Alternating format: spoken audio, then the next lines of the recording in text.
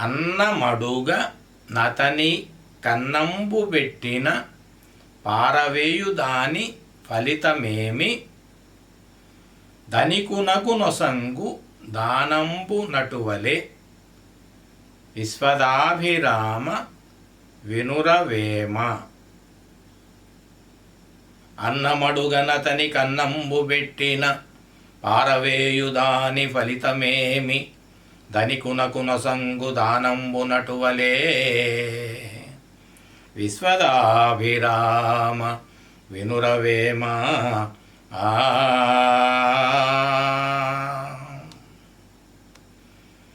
ధనవంతునికి భిక్ష పెట్టినట్లే కడుపు నిండుగా ఉన్నవాడికి అన్నం పెడితే పారబోస్తాడు.